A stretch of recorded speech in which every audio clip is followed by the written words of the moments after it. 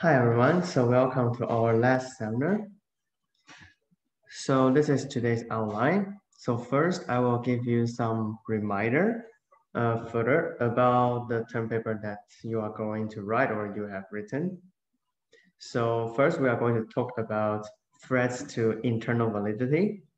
So which also means that the threats to the causality that you intend to know when you do the regression. And in this small section, we are going to talk about omitted variable bias, functional forms, and also the interaction terms. And second is that we are going to talk about the heteroscedasticity of standard errors and how you do it in R. And the third thing is that we are going to talk about the presentation that you are going to do on Friday. And that thing is about some hints for you to do the assignment 5. So the threats to internal validity of multiple regression. So when you do the multiple regression, so it's quite so and you know that there are also many assumptions of the multiple regression. I mean, like there are there are many assumptions for the multiple regression. If the coefficient of the multiple regression is unbiased, so if those if those assumptions are violated, it means that the coefficient that you show in the multiple regression is biased, and which can only show the correlation rather than the causation. And one of the most important assumption for the OLS to be causal rather than correlational is conditional mean independence or conditional mean zero. It means that the error term should not be related to shouldn't be related to both independent variables as well as the dependent variable. And these 5 conditions written in the slide are the threats to the causality or to this assumption of OLS. So the first one is, I think this is also the most important one in this course. So it is omitted variables. And the second is functional form misspecification. And the third thing is measurement errors. The fourth thing is sample selection. And the fifth thing is simultaneous causality. For the third and the fourth, these are the things that you cannot really fix by some method of regression because they are the problems when you collect the data. So we will skip this in this course because I mean, like you cannot do anything about this because this is the things when you collect the data. And for the fifth things, simultaneous causality, actually you cannot fix it as well, at least in this course. So simultaneous causality is that when you do the regression, so the assumption should be that X causes Y. But if there exists simultaneous causality, it means that Y can also affect X as well. So for example, one of the most example of simultaneous causality is that the relationship between police and crime. So when the crime increase, so first is that when the size of police increase, the crime rate should be lower. But at the same time, when there is a crime, so when the crime increase, so the corresponding police force will increase as well in order to curb the increase of crime rate. So actually the relationship between crime and police is what we called simultaneous causality. So basically, you cannot um, really fix the problem of simultaneous causality just by multiple regression. So for a term paper, you can still do this topic, but you need to mention this how to say this constraint when you write your term paper. So you need to specify that you cannot really be sure that the coefficient that you show is really causal, but at least you try your best to eliminate all the other possibilities that can affect um, the accuracy of your estimate. So first thing is about omitted variable bias. So which means that if we exclude a determinant of y in a regression, this can if we exclude a determinant of y, which is also related with one of the independent variables that you put in the regression, then it will cause the omitted variable bias. So which also means that the conditional mean zero and also conditional mean independence are not fulfilled. So one example is that when you run a regression between education and wage, so one naturally coming omitted variables will be the family background. So because it's quite obvious that your family background is related to both your education and also your wage. So if you don't put this variable in your regression, the coefficient that you get from a regression of education of wage education on wage, so that coefficient will be biased. So when you think about the issue of omitted variable bias, so first you should start with your short regression, and then you ask yourself, used by your knowledge and also the theory, that what are the most important omitted variable bias. So for example, when you do the regression between between education and also wage, so what are the most important omitted variable bias? So for example, family background or the living area or race, etc. And try to include these variables. And if you cannot find those variables in your data set, but at the same time, you also think that those variables are really important and may cause bias of your regression results, you should state it in your term paper. So this is quite important thing. And next is that after you include those variables, and you can see that and you can see whether the inclusion of such control variables change the estimate of your coefficient of interest.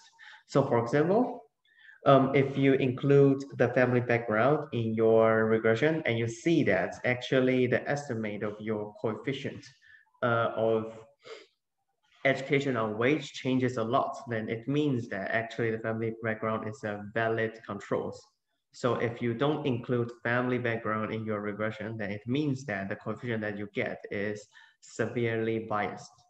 However, if the inclusion of family background does not really change the estimate that much, then it means that actually you don't really need to include family background, because then it means that actually it is not a really important or a really relevant omitted variable.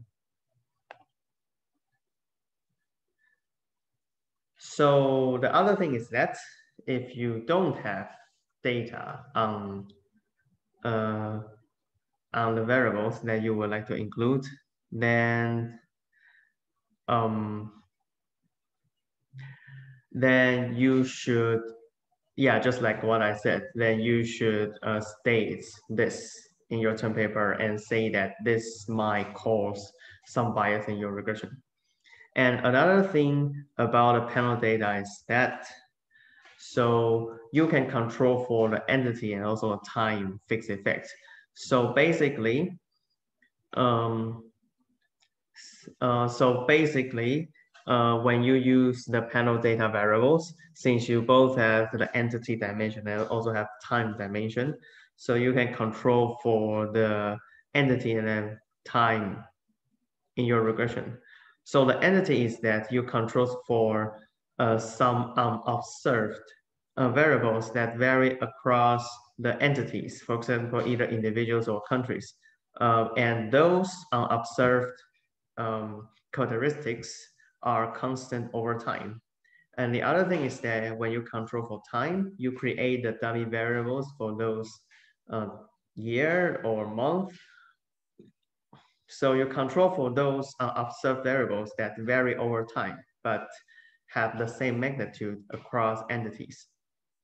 By including entity and also time fixed effects, then you can control uh, lots of biases related to entity and also time. So this is another thing that you can do when you use the panel data set. However, if you use the cross-sectional, then you shouldn't care about this because you cannot do the entity and time fixed effect when you use only cross-section data. And the other thing is that, so when you include a control variable that does not belong to the regression, it will lower the precision. So if you include control variable that has no relationship with the regression, then it will lower the precision. So if it does not change the estimate that much, then you had better not to do it because it will lower the precision and increase the standard error. And the other thing is that do not include a control that might just as well be an outcome variable. So for example, when you run a regression between, how to say, like between, um,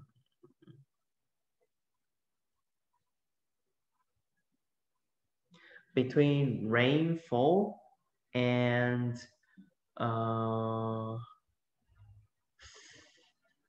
let me think.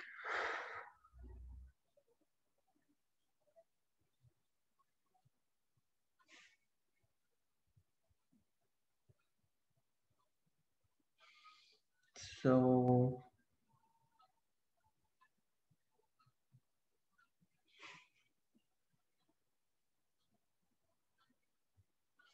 let me think about it. So I got an example. So when you, for example, run a regression between rainfall and the number of civil war. So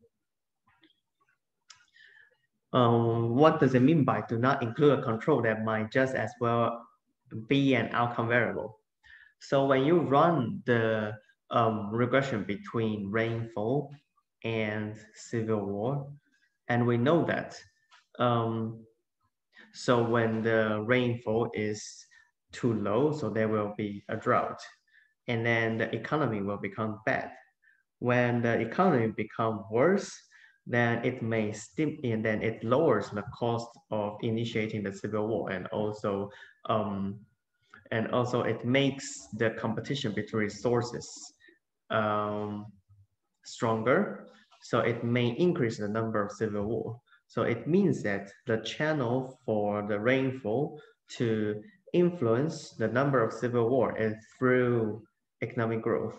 So now if you include a control called economic growth um, in this regression, then you actually block the channel from which the rainfall influence the civil war. And then you will see that the coefficient of rainfall on civil war will become significantly lower if you include economic growth. So this is what it means by do not include control that might just as well be an outcome variable, since the channel where the rainfall influence civil war are many. So if you control some channels in your regression, the coefficient that you get is still biased because you may underestimate the impact of the rainfall on civil war.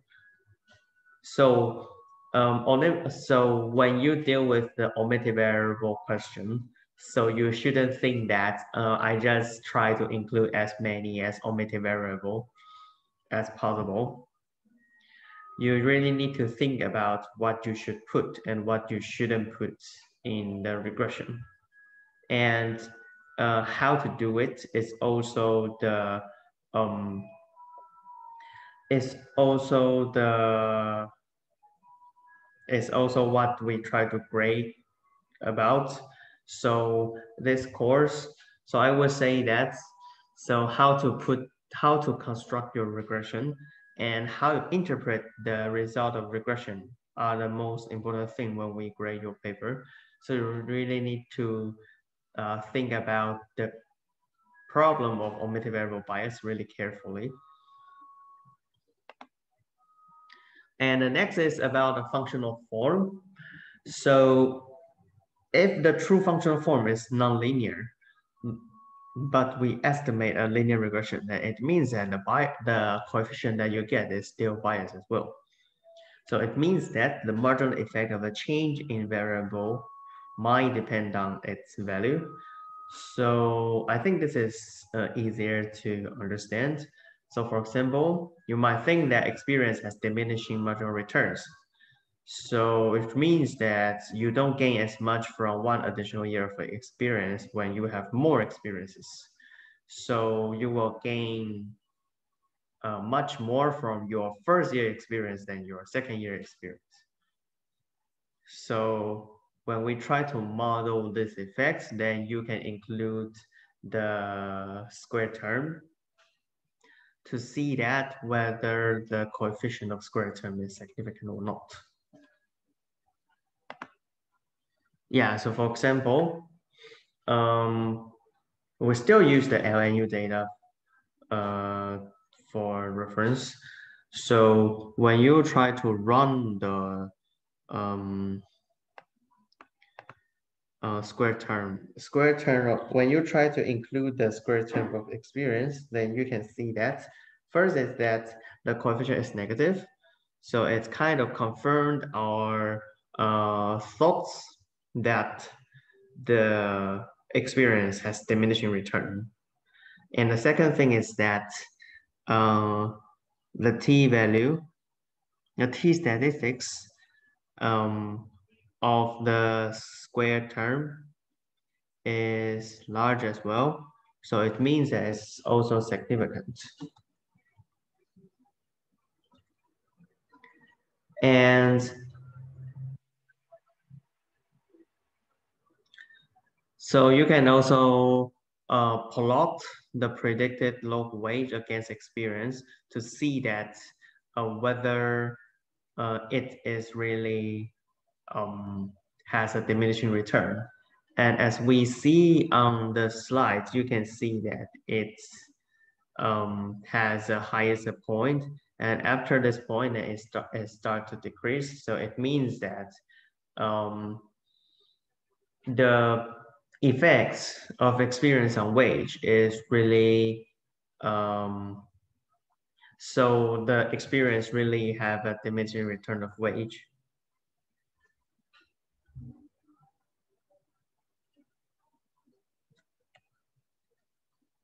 So the third thing that we are going to talk about is the interaction terms. So it means that the effect of one variable might depend on the values of another variable. So you might also need to use this when you do your term paper. So for example, if your topic is that maybe the like males and females have different returns to schooling. So it means that an effect of schooling on wage may depend on gender. So men might be benefiting more from an additional year of schooling. So if you want to model this relationship, then you can include an interaction term between gender and schooling. So in R, you just need to put male time school in your in your regression, and R will help you to do it. And from this example, you can see that actually the interaction term is not significant. So it means that actually the returns of schooling between gender is, there is no really big difference in the returns to education for different genders. So of course, for like the reference terms, you can also do it for two dummy variables. Then you can see that whether there is any differences between, so for example, in this regression, you are trying to see that whether there is a large like gender wage gap between different industrial sector. And you can see that average the gender wage gap is 2 crown per hour more in public sector compared to private. However, it is not significant. So you can also do the interaction term between two dummy variables. So these are the threats that might appear when you, or might, well, definitely will appear when you try to construct your regression and when you try to run your term paper. So these are the things that you should take care about. And now we enter another section, so which is called heteroscedasticity. So far we have been assuming that the errors are homoscedastic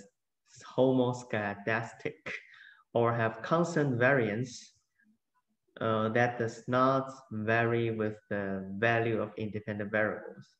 But more common is that the errors are heteroscedastic. So what does it mean? So for example, you can think the relationship between wage and education. So you can think about X as education, and then the residuals are the education, the residuals of wage on education. So what does it mean by this? So it means that generally we know that when you have longer, when the individuals have longer years of schooling, so generally they will have high wages. However, it's also obvious that so when an individual have longer years of schooling, so his choice of occupation also becomes larger as well. So for example, he can become the CEO, or he can become NGO volunteers or something like that. So it means that when the people have longer educational year, so the difference for the individual with the same educational years becomes larger as well.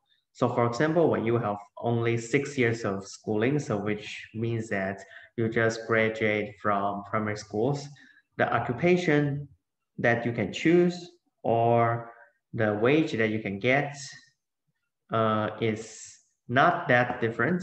So which means that the residual is small. However, when you have when you have longer years of schooling, so for example, when you graduate from university, the occupation that you can choose is larger.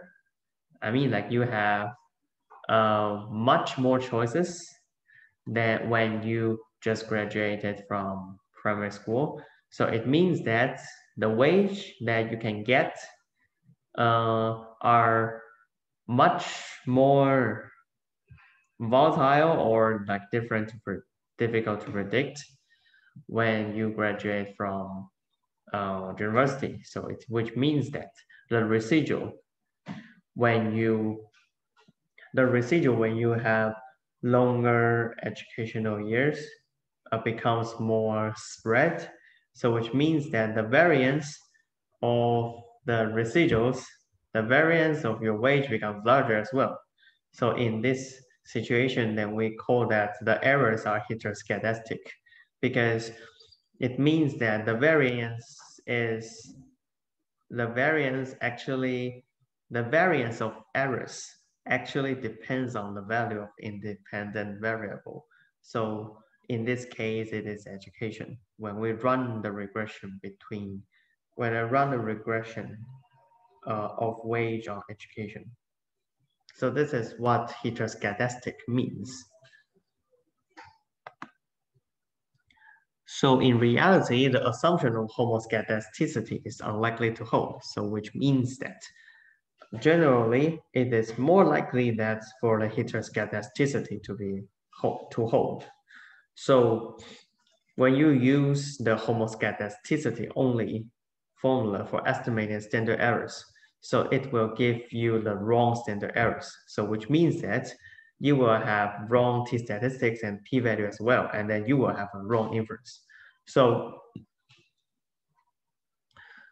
use the homoscedasticity formula will not give you the correct standard errors. But one thing that you need to remind is that the estimate is still correct, but just the t-statistic and p-value are wrong. So you can see here, so the line is still correct, but the standard error, the spread is wrong. So when you use the homoscedasticity, so you will still get the true means, but the t-statistics and p-values are wrong. So if you use the heteroscedasticity consistent formula, it will give you more reliable estimates of the standard errors, even when the errors are homoscedasticities.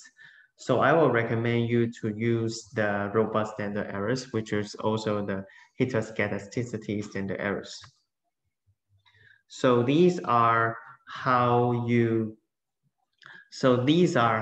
use the homoscedasticity consistent standard errors in R. So you need to install 2 more packages. So one is called LM test and the other is called sandwich. So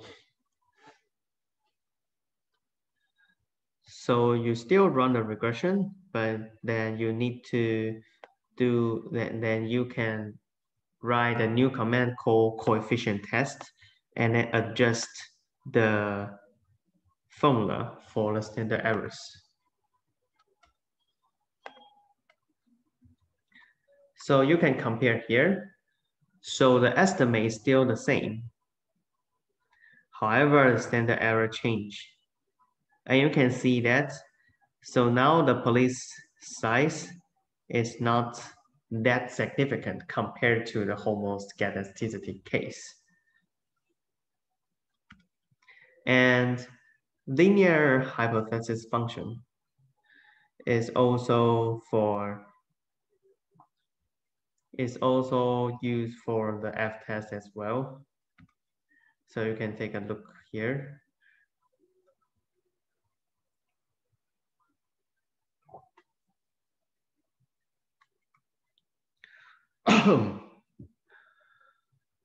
So you can use the linear hypothesis function to do the heteroscedasticity consistent F-test. And before you use this function, you still need to install one more R packages. So other than sandwich and LM test, you still need to install another packages called car, and then you can use the linear hypothesis function.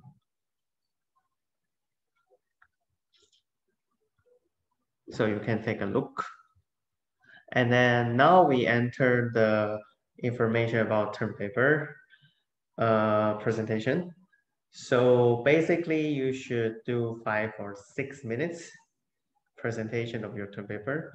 So it's a really short presentation, so you don't need to be too stressed about the presentation.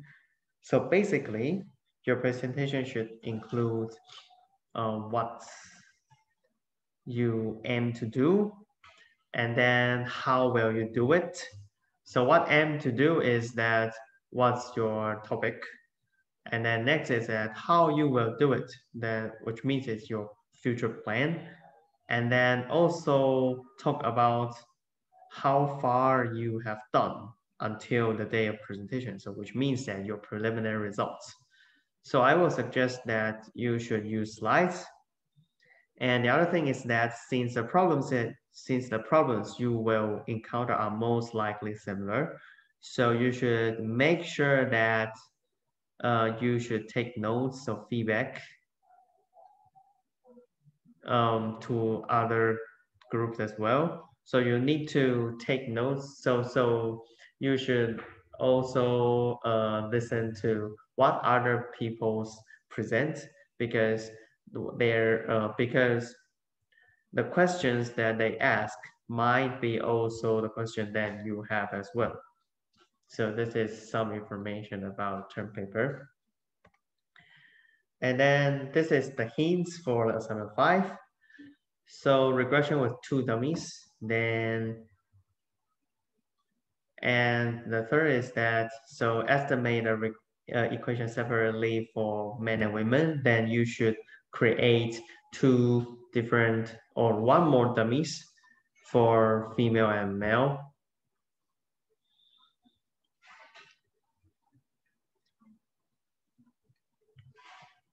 And so for question 4, it is about the creation of categorical variable from schooling.